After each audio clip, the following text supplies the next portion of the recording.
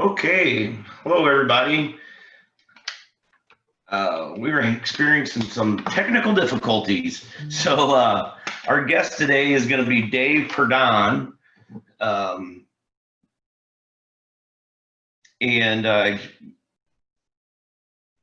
we have a panelist link and it's not working for us right now.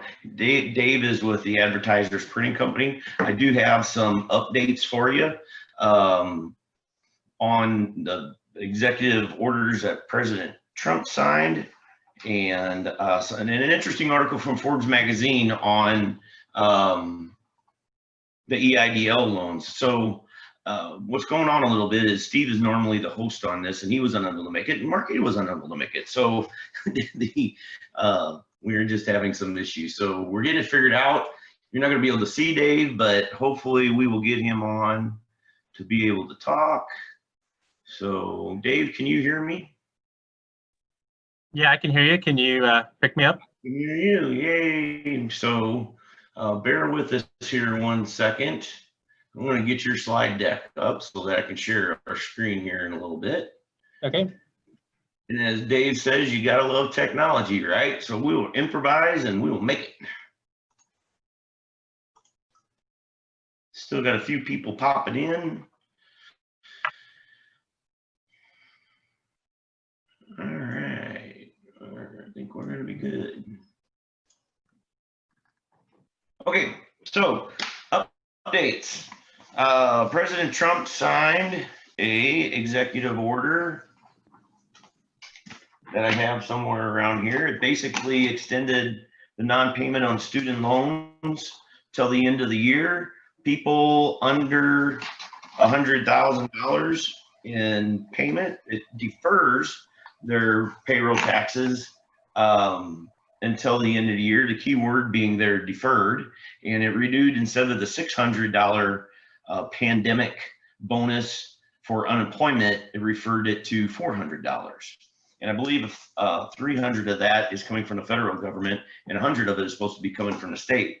So I also printed off a neat article from Forbes magazine dated July 28th of 2020. The name of the article is "Many EID Loans Will Have Spelled Disaster for Unassuming Borrowers." And basically what they're talking about here, if you remember the EIDL loan, Emergency Injury Disaster Loan, it is a true loan, 3.75% interest, an amortization rate of 30 years, and an interest rate of 3.75. No, so the key to it is it's deferred 1 year. So, but what the article is about is there's very specific things that the EID loan was supposed to be used for, and they're raising a red flag that people aren't paying attention to that, and they're going to get themselves in trouble. So the EIDL loan must be spent on only the following things: payroll costs during business disruption or substantial slowdowns, and that's payroll costs that's not covered by the PPP loan. Providing paid sick leave to employees unable to work due to the direct effect of COVID-19, mortgage payments, rent, meeting increased costs to obtain materials unavailable for the applicant's original source due to interrupted supply chain. So working capital needs, that's what kind of the whole idea was. Repaying obligations other than those listed above that cannot be met due to revenue losses. So that kind of opens it up a little bit. EIDL proceeds may not be used for payment of any dividends or bonuses, disbursements to owners or partners, repayment of stockholder principal loans, expansion of facilities or acquisition of fixed assets, repair or replacement of physical damages, refinancing long-term debt, paying down any loans, even by the SBA and stuff like that, payment in any part of a direct federal debt, including SBA loans, pay any penalty resulting from non-compliance with the law, and any relocation expenses. So it says, in summary, a very high percentage of EIDL borrowers are in violation of civil and criminal statutes and loan provisions because of one or more of the following. They did not have the degree of substantial injury as the law requires when they applied and received the loans. They have spent monies on prohibited expenses, or they have paid dividends or personal expenses for their owners. So it is very important. Will they ever come back and check this stuff? I mean, who knows? But my suggestion would be just like the PPP loan, where you're documenting what you spent it on, and you have to report that back to your bank. Whatever you're going to use the EIDL loan monies on, we can send this with, the copy of the webinar on Monday, but make sure you record, because obviously if you're spending the money on something else, you're not spending it on another thing. So just record it that you used it for the correct purpose in case you ever are audited. So very important. So Dave, you still with me? I'm still here. All right. So Dave, why don't you tell us a little bit about your company and yourself, and I'll cue up your presentation. That sounds great. So as Terry introduced me, my name is David Purdom. I'm with Advertisers Printing Company. We are a commercial printer located in South St. Louis. We're down in the Grove area. Used to be referred to as the Midtown area. We're located on Vandeventer near Shoto Avenue in that area. And our company has been around for about 97 years. So we've got a long history in St. Louis of being a leader in print. And I have been there for almost 17 years, serving in the sales role and business development role that I'm in. And just really excited about where we're at. A lot of times nowadays, you hear some people say, oh, nobody uses traditional print, print's dead, everything's online. What we have seen is a real uptick, pre-COVID anyway, a real uptick in the amount of direct mail marketing that's going on these days. And what we've seen is that a lot of marketers are realizing now more than ever that the online space is very crowded.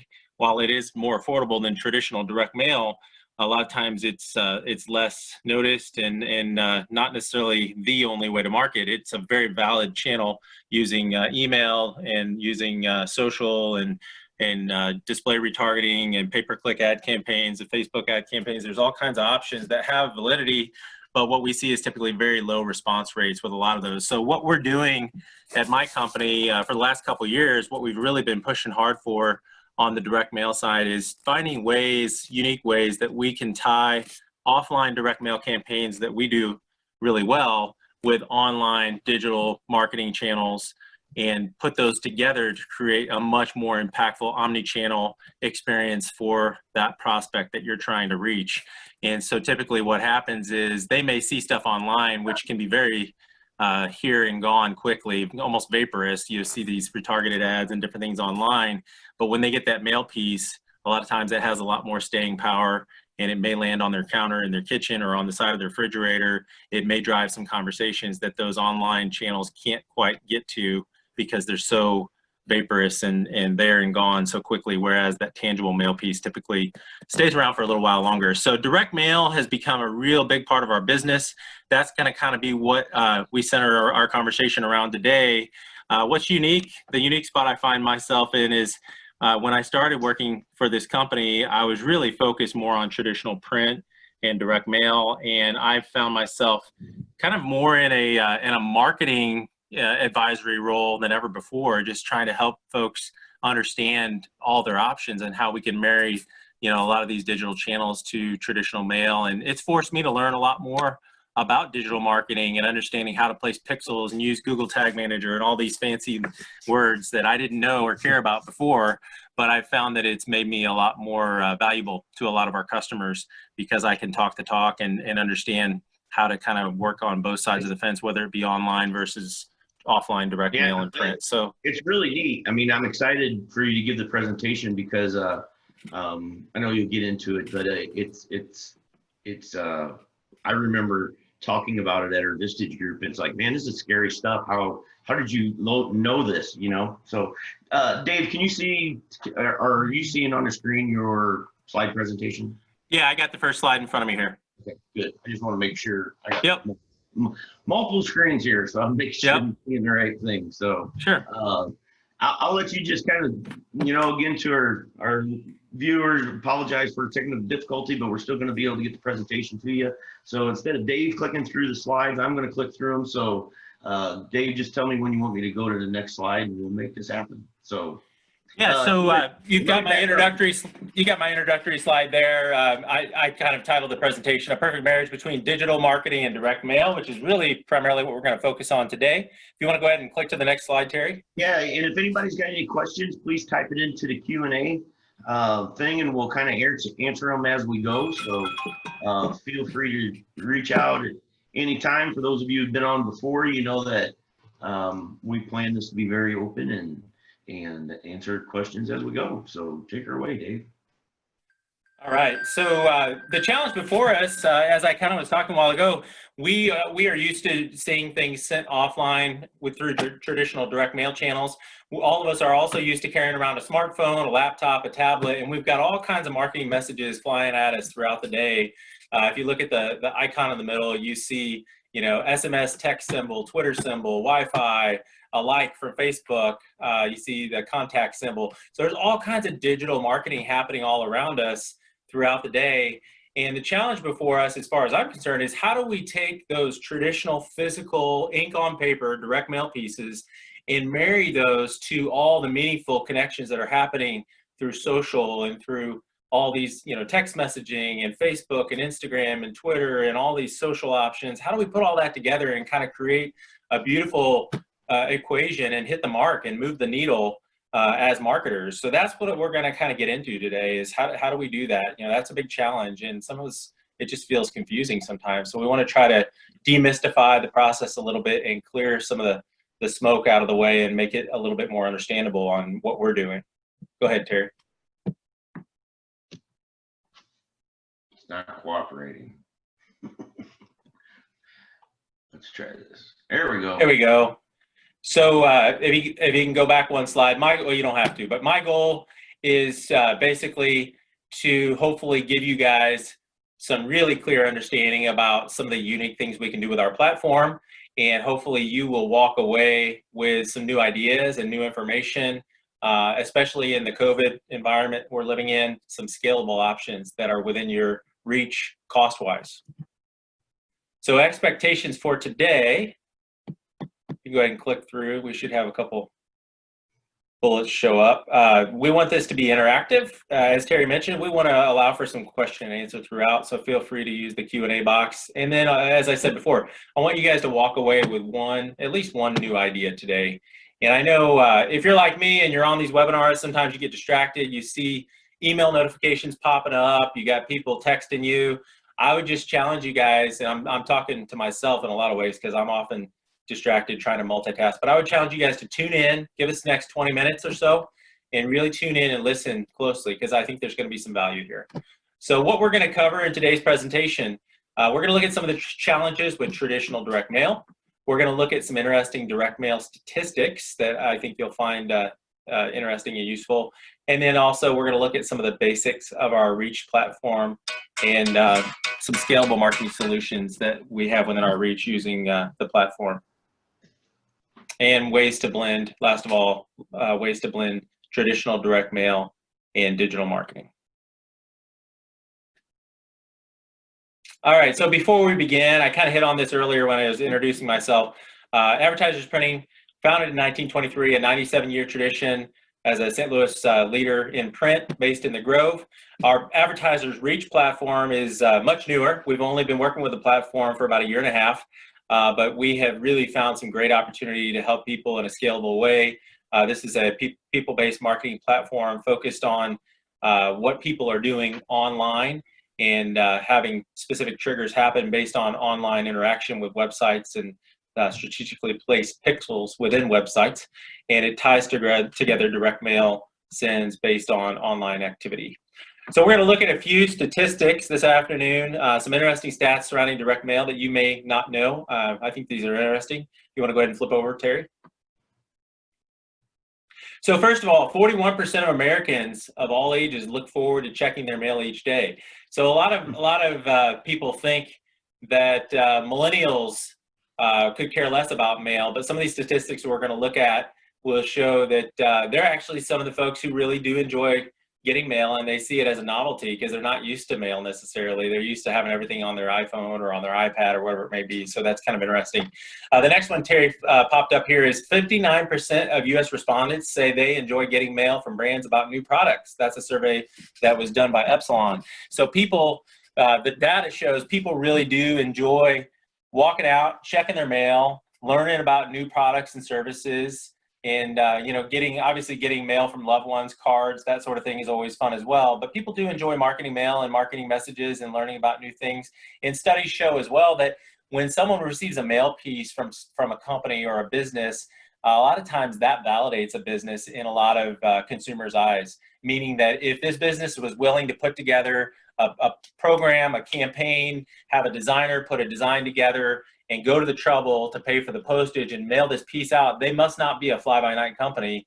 They must be a valid company that has a marketing department that can get this job done and get this piece into my mailbox. So in a very kind of a unintentional way, a lot of times it validates a company and their existence and the value that they must be able to bring if they have the wherewithal to be able to send a piece like that to someone in their mailbox at home. So talking about millennials in the mail, again, a lot of people don't know this, but millennials really enjoy the mail. Studies show that they really see it as a novelty, and they see it as something unique and a little bit more tangible, which they're not always used to in their digital world they live on with their phones and their tablets. So go ahead and pop to the next slide, Terry. Couple statistics on millennials. 80% of millennials look forward to seeing what they've received in their mailbox, according to the USPS Mail Moments study.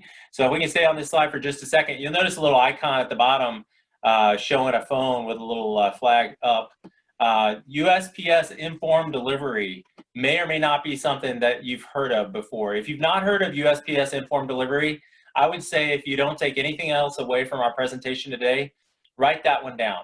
It's really a cool service. They don't charge a dime for it right now. That may change in the future, but the USPS, if you go to USPS.com, you can sign up. It's a residential program, so you're not going to get informed delivery emails based on mail coming to your business. It's only going to work for your mailbox at home. But what it's doing simply is it's sending you an email from the Postal Service each morning around 8 a.m. You'll get an email that says Informed Delivery Daily Digest, and it's going to show you a black and white scan of each mail piece that's supposed to be arriving in your mailbox today. So it's giving you a little bit of sneak peek before you go out to the mailbox in the evening when you go home from work of what's going to arrive in your mailbox today. And what's maybe unique or interesting about the informed delivery service is that it actually was born out of the research that the USPS has done on millennials and how they interact with the mail. And what they found out from the research is that millennials actually really do like the mail. They just don't like to be bothered with having to check the mailbox. So if we can put a preview in front of them digitally and make it even easier, that would be a value, and that's where that service was born out of. But what we found is it's actually a really unique way to also digitally market to people, because the open rate on the informed delivery emails is huge. I think it's got like a 70% open rate because people have intentionally opted into this program because they want to see those previews. And it gives us an opportunity to place a full color ride-along ad so that when we mail pieces through our system, we can actually attach a full color ad that looks similar to the mail piece, and it allows that person, when they go to their email to look at the preview of their mail pieces, to click that ad and interact potentially even before that mail piece gets to their mailbox. Once it hits their mailbox that afternoon, they can pick that piece up out of their box and interact even further. So that's kind of a unique option. 59% of millennials find the information they receive by mail to be more useful than the information they receive by email. I thought that was an interesting statistic, also born out of the USPS Mail Moments study. So millennials are, like a lot of us, saying that they're kind of over email. They get so many emails, it's just kind of like, gag me. I don't want another email. Give me something physical I can hold on to. So kind of an interesting statistic there. So what the heck is the Reach Dynamics direct mail platform, and why should you care? So we're going to look at a couple points here. If you can just go ahead and pop those up, Terry. So probably the easiest way to understand our Reach platform is to break it down into 4 separate pieces. And we're going to look at what those pieces are on the next slide. But before we advance to the next slide, why should you care? Well, in the old days, when you looked at direct mail, typically what you'd see is a company, we'll just use an example, Anheuser-Busch, for example, would go out, they'd look at their target market, and they may say, hey, we want to look at a demographic Our core beer drinkers are males, age group of 28 to 55, and they would pull all the data on that demographic and they would blast out to 20 zip codes the same exact direct mail piece, the same message to all the people. We call it spray and pray. And spray and pray used to work okay, but as we've collected more and more data on people through consumer database, and whether we want to admit it or not, we're being profiled every day. Wherever we go, we make purchases, they're collecting data on us, and it's being compiled constantly. So we have more data at our fingertips than ever before, which allows us to be much more targeted, much more laser focused, and allows us to take that rifle approach instead of that spray and pray approach. And that's what this platform is going to do for you. And you'll see that a little bit more as we dig in. The last line on this slide says 95% of people that visit your site will leave without taking any action. And the scary part is that most of them will go shop with your competitor next.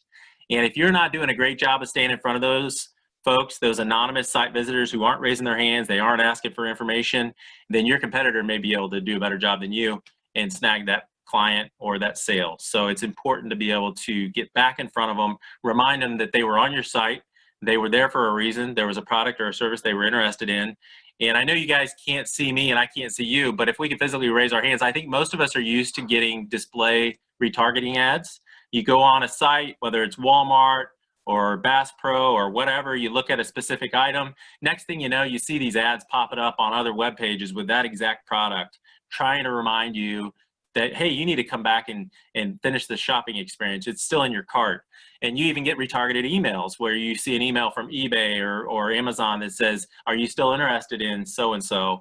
And so we're used to that online digital retargeting experience. What we're going to talk about today, the first piece of this platform, is what we call direct mail, digital direct mail retargeting. And it's going to happen much in the same way that we're used to with online retargeting. The big difference is because you were on a specific website or your customer was on a specific website, and because they got to a specific place on that website where we placed a very specific piece of code or a pixel, with that pixel, we can actually backtrack to their email address and then convert that email into a postal address, which allows us to send a physical direct mail piece. And it can be a very specific, very dynamic direct mail piece that's injected with the exact image of a vehicle they may have been looking at. And it can be addressed to them personally and talk to them and say, Terry, we would love to talk further about your interest in this specific vehicle. And so we have the technology and the print capability to produce super dynamic pieces that are digitally injected with all the information to hopefully generate further interest and get that person to come back and re-engage if they have come and bounced from the site and not converted. Well, and you're probably going to get into this, so I might be speaking a little bit out of tune here, but what was really cool is that you can print just one piece, right? It doesn't have to be that 1,000 pieces have to go out. That's right, and that's the scalability of it, which is really great. There's no minimum. We're running a bunch of different businesses through this platform at the same time. So typically what you'll see is on a press sheet, there may be 6, 7, 8 different companies' cards printing in combination together. And the way the system is so automated, you don't have to have a certain amount of pieces. You could tell me, hey, David, I want to spend $50 a month on this digital direct mail platform you have. That's all I have. I've got 50, I've got 100, I've got $250 a month. We can set a spending cap. As soon as you reach that threshold, it'll shut your campaign down for the rest of the month. And then when you renew your month, it'll start back up again. So it's really scalable, much the same as Facebook marketing and Google AdWords and different things like that. You can go in and you can set all kinds of parameters. And with the automation built into the platform, you're not necessarily married to having to send a certain amount each month. You only pay when a send happens, and there's no subscription. So it's really, really scalable, especially during this time that we're in the middle of, where a lot of times marketing is one of the first things that people start to look at cutting out of their spend and their budget. Oh, this is an option that allows almost anybody to market, whether you're somebody that just hung a shingle out or whether you're a company that's been in business for many, many years that just needs to scale back. This is a way you can stay in front of these anonymous site visitors and hopefully re-engage with them. So looking at the 4 key components within the platform, go ahead and open those up, Terry, if you can click through and show me those different components. You can go ahead and pop them all in there and I'll kind of go over them. So I already talked about the direct mail retargeting product. The next one on the list is the email to postal product. We also have the triggered CRM product, and then we have a product called Radius Amplify.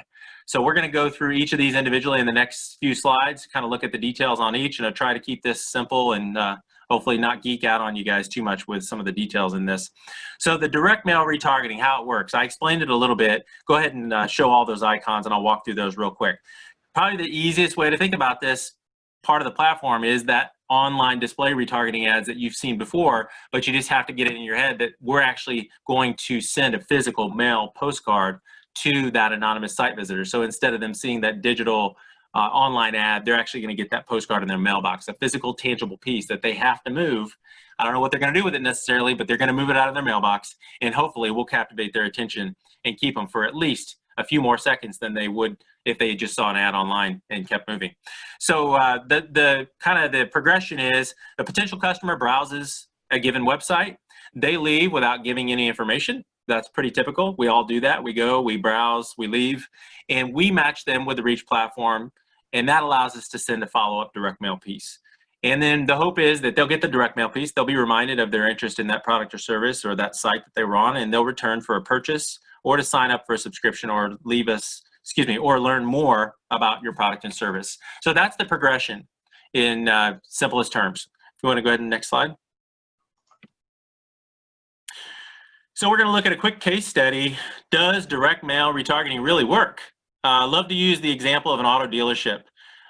This technology couldn't be better suited for the automotive dealership sales environment. It's so common nowadays. We go online, we build the perfect vehicle on the Ford website or whatever website we're on. You can choose the color, you can choose the trim package, you can choose it all, the towing package, etc.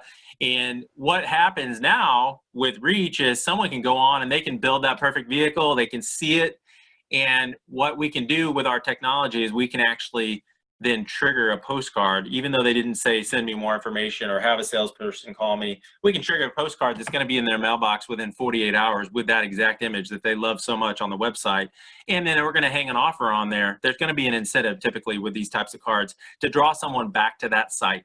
And so typically, like with an automotive example, it may say, you know, Terry, please come back to the dealership and test drive the vehicle that you just custom built on our site. If you buy within the next 7 business days after test driving, we'll give you the $500 rebate, or we'll give you the 0% deal, or whatever it may be. There's going to be an incentive typically that's going to get someone to kind of migrate back to that site. In this particular example, there was an auto dealer client of ours that ran a small test using the retargeting product. They retargeted anonymous vehicle shoppers using the 4x6 postcard product, which is one of 2 sizes that we support. This particular campaign ended up triggering 262 4x6 postcards. And what they saw is they actually sold 7 vehicles from just 262 cards that were sent. The cost per acquisition in this case was $88 per vehicle, which is extremely low. So let's quantify the sale in this example. Cost of the 4x6 postcard design, I found out they have their own in-house designer. They said they probably had about $385 worth of design time in the postcard that they set up for the site. Cost of the 262 postcards printed, posted, and mail processed by us, we billed them $233.18. So grand total between the design, the printing, the postage, the mail processing, everything we did, was $618.18. Again, they sold 7 cars from that small campaign. They confirmed to us the average cost per vehicle of these 7 cars that they sold was $46,500 per vehicle. So they had a total yield in sales of $325,500. And again, cost per acquisition on this particular instance was $88 per vehicle based on the way the numbers broke out. So 262 mail pieces, 7 vehicles sold. 4 of the vehicles, I think this is interesting to kind of note, 4 of the vehicles they sold had the exact image that the client viewed on the site injected into them. And again, just a great example of how this product works. And who wouldn't spend $600 to sell $325,000 worth of automotive, brand new vehicles off their lot? I mean, it's kind of a no-brainer. So that's a good example. Go ahead and go to the next slide, Terry. So the next facet or piece of our platform, aside from the digital direct mail retargeting product that I've talked so much about, is what we call email to postal technology.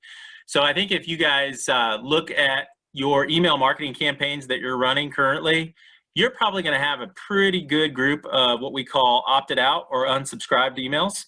So by law, we have to have an unsubscribe option built into our email marketing platform. And typically, there's going to be a lot of folks that opt out. You know, the first time you send out a new campaign, you're going to see a bunch of folks opt out that are just not interested. And then typically over time, you'll start to see some more trickle in. They've seen the message, they're familiar with it, they're done with it, they opt out. So the question is, what do you do with that mountain of opted out emails? For some of us, it might be a lot more email addresses that have opted out than others. The answer is we can convert those emails into a physical postal mailing campaign. So while they can opt out of a digital email campaign, they cannot opt out of a physical mail piece campaign. So we can breathe new life into those email addresses. We can convert or recycle those email addresses into actual postal information and go ahead and begin to kind of re-engage and interact with that audience again in a new way. And we've seen in some cases when our clients start to interact with folks through the traditional mail stream, sometimes those folks will actually resubscribe to those email campaigns. And it's kind of interesting. It's like you re-engage and they remember why they were on the list in the first place and decide to re-engage both electronically and through that physical mail campaign. So go ahead and open that up a little bit more, Terry. There's a few more steps. Dave, we got a question here for you. It is interesting. Yeah. Larry asked, that's cool for auto sales. How could it work for business sales? Larry's a business broker that has been on our webinars before. So I've been thinking about that because it is interesting. We got caught in kind of a nasty situation where we was blasting out a lot of emails. Right. And Google will watch if you're on, unopened rate or, unsubscribed rate gets too high, you get blacklisted. But so that's pretty cool to be able to send something like that in regular mail. But I guess just maybe a couple different scenarios, a business listing. I guess I'm kind of thinking if somebody was searching for, I want to buy a chain of stores, say cell phone stores, and they're looking for it, I guess it could trigger sending them a postcard. Yeah, so your question is a really good one. What we find most of the time, if someone is looking at, and I think his question really isn't necessarily applying to this email to postal piece that I'm talking about. It's applying to the first part of the platform, which is the direct mail retargeting. So using that automobile example is a really good example because people typically are searching for automobiles when they're on their own time. They're not doing it while they're at work, hopefully, right? So they're on their phone or they're on their tablet, sitting in their recliner at home, and they're on their private device searching for an automobile. So I believe, if I understand his question correctly, he says, well, that's great for kind of a automobile dealership to a retail customer, but what about us business to business folks who, and that's a good question that applies to me as well. Typically most of the printing that we do and the mailing that we do is business to business type stuff. And so what he's asking is, how do we get to the right person if we're looking at strictly business to business? And what we find is, and I'm going to use myself as an example, some of you guys may or may not agree with this, but what I oftentimes do, and we have to back up to, how do we convert an anonymous site visitor into a physical mail address that we can send a postcard to? How do we do that? And it's a little bit tricky to explain, but the easiest way to explain it is, if you're on a site using cookie technology, just like almost every site you go on nowadays says, this site uses cookies, please approve use of cookies. And before you can really get further into the site, you have to let them, basically let them have permission to use cookies. So they're cookieing you at your browser level. And this technology is much the same. It's cookieing your browser. And with that cookie technology, it can actually dig in and backtrack to your email address that you use for most email communications. And so what we find, and I'm going to use myself as an example, is what we find is most people, not everybody, but a lot of people will use their work email even for private things because they check their work email constantly. They don't check the Gmail account. That's for the wife, that's for the wife and kids. I use my email, like if I'm reserving a hotel or, airline tickets or whatever, I'll use my work email so I can see that confirmation easy. And I don't want to have to go back and search my home Gmail account or whatever, because there's so much junk in there from, just not all the nonsense we get for personal purposes. And so what'll happen then is I will use that email, that work email address primarily, even for personal, confirmations when I order things or whatever. And so it's going to pick up my work email, and basically what's going to happen then, because that work email is so often tied to personal purchases at my home, it's going to retarget that card to my home address. So even though it's my work email, it's not going to see my work address. It's going to see my home address because of the nature that I've used that work email for purchases that are tied to me more personally, which is my home address. So what we find then is, for a business to business application, a lot of people would say, well, I don't want my target prospect receiving my postcard about business purposes at home. I want them to receive it at work. But guess what? If they receive it at work, we found there's a much greater chance that they won't actually get it on their desk, because their mailroom or their receptionist will filter that stuff out and it'll go right in the wastebasket. But if they get it at home, they're the ones that have to filter it. And so a lot of times we find there's a greater success of getting that piece into that person's hand at their home address. And if they're interested, they'll look at it because it applies to them in their professional world. And so that's typically what we see. So I don't know if that answers his question perfectly, but basically it still applies because of the nature of the way we backtrack to that physical address is using that email. And even if it's a work email, it's typically going to find them at their home address because, again, not always, it's not a hard, fast rule, but a lot of people use their work email in those ways when they're making personal purchases and stuff like that, just for the ease of seeing that confirmation number or the tracking number or whatever it may be. So I hope that answers the question a little bit there, but I'm happy to dig in further if needed. If it didn't, shoot me another question. So yeah, if anybody else has any questions, don't hesitate to type them into the Q&A. So then, the next slide, go ahead. do I need to move? No, I'm actually still. I was going to hit a couple more points on here. So it's important to note that with this email conversion from email to postal address, we can get about a 60 to a 65% match rate. So we're not going to be. If you give me a list of 1,000 emails, I'm not going to give you a list of 1,000 physical addresses. I'm not going to get 100% match. We're going to see 60 to 65% of those give us accurate postal addresses to the emails.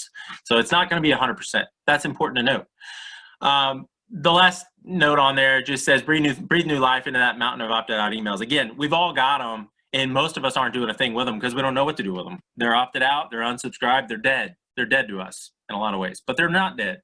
We can breathe new life into them using this email to postal technology. You can go ahead and flip to the next slide.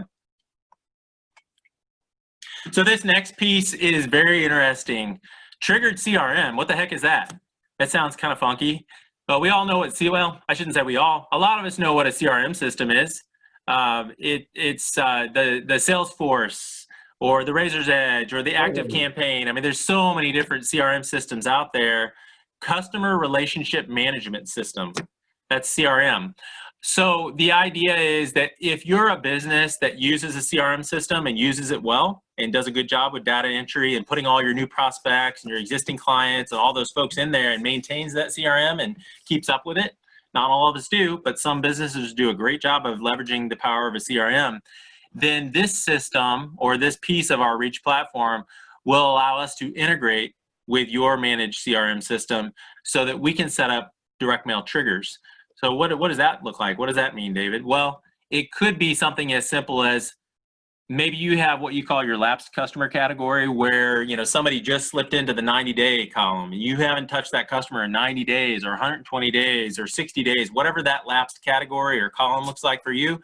We can have a piece set up in the Reach platform that, because of the integration between the Reach platform and your CRM, those systems are continuously pinging one another. And as soon as a group of customers hits that category, they would then have a postcard that automatically gets sent out. So nobody at your company has to think about, oh man, it's time to send that group a card, letting them know that we didn't forget about them and that we still love them and that we want to do more business with them. No, this system is in an automated fashion going to push that postcard out as long as it's set up on the front end. And it doesn't have to just be lapse category. It could be a customer anniversary. Maybe you just celebrated your first year of doing business with them, or it could be their birthday. It could be just because, you know, you want to make a meaningful touch quarterly with every one of your customers or prospects. You know, there's all kinds of different triggers you can set up in the system. But this is like a miniature Salesforce working behind the scenes, doing what a lot of us sales folks don't have time to do, and that's making those meaningful physical touches by doing handwritten notes and sending articles and different things like that. So this Trigger CRM system can do that for us if it's set up properly, and it's really a powerful system if it's set up properly. It really all hinges on the fact that you're a business that's already using a CRM and using it well. If you're not using a CRM system, then you can kind of close your ears, because this wouldn't be any use to you. You'd have to first be somewhat proficient at using a CRM and pushing your data and being consistent with that data entry on that system. So the next bullet on here says set it and forget it. I mean, that's what's key about this system. You literally could set it up at the beginning of the year and let this thing go. And one thing I didn't mention in the presentation yet is you would have access to a dashboard. So you'd have a login, you can log in, you can see all your direct mail sends. The other thing that's really cool is on the direct mail retargeting side, you can actually go in and download all the unique addresses that we've sent postcards to for anonymous site visitors. There is a little bit of additional cost if you want to get those addresses and download those. It's 5 cents a record, pretty cheap, but you'd have access to all that data.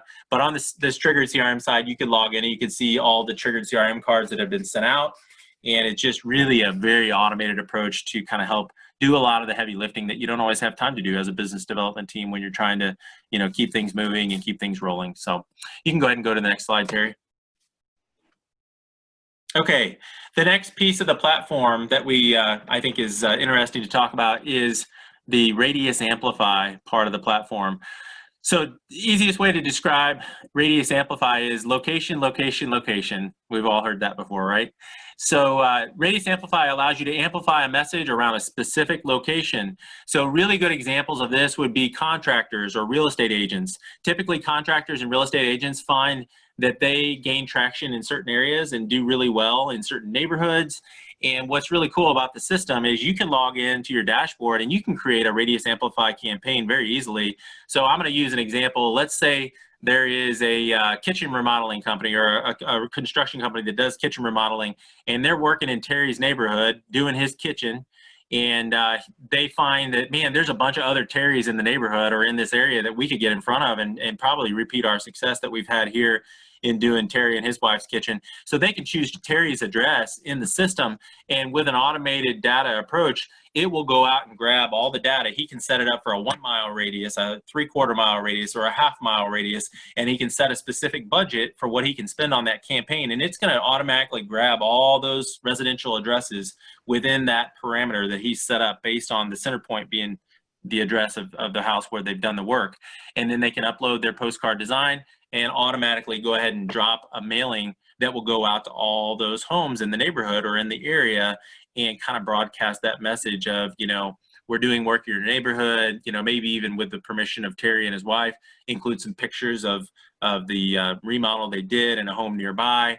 And it just is a very simple way for, again, real estate agents, mortgage brokers, contractors, roofers, all these folks to be able to talk about work they're doing in the neighborhood and gain some traction and get more business going with other like-minded folks. Another example is if there's maybe a restaurant or a brand new store opening up, grand opening, it's a real easy way to go in and say, okay, here's my restaurant address. I want to grab everybody within a 3/4 mile or a 1/2 mile or however far out, and I can only spend this much on my budget. So then the parameters will automatically be adjusted based on your budget, and you can drop that card and get the word out to folks that are nearby. I use an example of there's a pet rescue organization that has a event in one of the parks here in St. Louis, and we did a Radius Amplify mailing for them where they chose the park as their center point. They went out 3/4 miles, and they were trying to get a bunch more folks that were nearby, close to the park, to come to the event, which makes sense. If you're close and you're handy to the park, they thought they could get more foot traffic by broadcasting that message out to folks that are nearby, and it actually worked really well. They ended up getting a real uptick in their attendance for that event, so that was kind of cool. That's what I really like about the system is you can set a limit, a spend limit, so and you don't end up with boxes of printed material that never got used, Right, exactly. Yeah, and you're really wide open on your flexibility. Like I said, you could go as low as you want. You want to go crazy and spend $25 a month. We'll amortize that $25 over 30 days, and we'll spend every dime of it that we can. And then that campaign will shut down until the next month, and then it'll renew again. So whatever your budget, small or large, you have options, and it's super scalable. So I feel like this platform really could be an option for almost anybody, whether you're just getting started or whether you've been around and you're looking to try some different things. So it definitely has flexibility. The other cool part about it is we can geo focus as well. So you may say, hey, I don't want to really focus on people that are outside of the O'Fallon, Illinois, Fairview Heights area. That's my sweet spot. So if people are hitting my site, I don't want to retarget to them if they're in St. Louis. I only want to retarget to these people that are in Southern Illinois or that are in Waterloo and Columbia and Dupont. I don't want to hit all these other people. So you can specifically set up parameters and kind of set that firm kind of limit. And if people are hitting your site and they're hitting that pixel, it won't retarget to them because they don't fit the mold of that parameter for the geo target that you're looking for. We can also ingest your current customer data. You may say, I don't want to mail this piece to my current customers who come to my site. I only want to mail it to prospects. So we can shut those folks down and ingest your current customer data, suppress against that, and only send to anybody that's not on that list. So there's a lot of different ways that we can custom tailor these campaigns so that you're not mailing to people that you don't want to mail to. You're only mailing to those who you think are your sweet spot at the time. You can go ahead to the next slide. So we all recognize that ugly COVID kind of virus symbol. I hate that thing, but you can see this lady's running away from it as fast as she can. Her money's flying out of her piggy bank as she runs. Obviously, COVID has changed the marketing landscape, and what we found is a lot of our customers have pulled their horns in, they've tightened their purse strap, and they're in survival mode. So I think that being the reality, this platform and these options are looking more attractive than ever to a lot of folks that we're dealing with, because again, that word scalable is key, and we need to come up with options that are more scalable than ever, and this is a good way to do that. So that's kind of what that slide was about. You can go ahead to the next one. So a quick recap, we've looked at some challenges with direct mail. If you can go back, there you go. Direct mail, I'm not gonna lie guys, traditional direct mail can be kind of expensive and it can be a little bit cumbersome. You know, you got to get a designer and get the card design, and now you got to find a printer and a guy that can help with the direct mail and pulling the database together and all that. There's some hurdles there for a lot of folks, and they don't really know how to navigate those waters. So direct mail postage can be expensive if you're doing bulk sends where you're sending a couple thousand pieces or whatever it may be. So that's a challenge, and this is an answer to that challenge that makes it really a lot more simple. You don't have to worry about the data piece of it. You don't really have to worry about finding a mailer and, finding a printer that can print the pieces, a mailer that can mail the pieces and all that.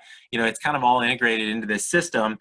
The one thing that you would need to bring to the table is some sort of design and copy for a mail piece or a postcard. We can assist with that as well. But that's obviously, if you're going to mail something, you got to have something to say. You got to have imagery. You got to have logos. You got to have text and a call to action, or maybe an incentive. So we can work with you on those details as well. So we looked at the Advertisers Reach digital direct mail platform as the scalable option that it is. We've looked at some unique ways to blend offline mail sends with online digital marketing. And we've also looked at options within the Reach platform that are very scalable. So I think the long and short of it is that there's a lot of different things you can do with this platform. Probably the most compelling piece is the first part that we went over in great detail, which I shared the case study with the auto dealer and the direct mail retargeting based on anonymous site visitors. That's probably the most compelling piece of the platform. But again, the email to postal conversion, the triggered CRM, and the radius amplify also have legs, and there is some good applications and use cases for those as well. Go ahead and go to that last slide. I can if it'll let me. So this is just any questions, and thank you so much for allowing me to have some time with you guys today. I really appreciate Terry inviting me, and I hope you guys, kind of going back to the beginning of the presentation, I hope you walk away with one nugget or one new idea, maybe one little light bulb came on as you heard me flapping my jaws today. But I really believe that there are some options in this for most companies and businesses. It may not be perfect for everybody, but you certainly have some scalability and some different things you can do here without hurting your bottom line as far as spending a lot of money. So I think there's definitely some options here. So we'll open it up for some Q&A. If there's any questions, I'll try to give you the best answer I can. If I don't have a solid answer, I'll find an answer and I can get back with you, but I should be able to answer hopefully most any questions you guys throw at me. So we'll give you a few seconds here. If anybody has any questions, Terry, I'll kind of turn it back over to you as well.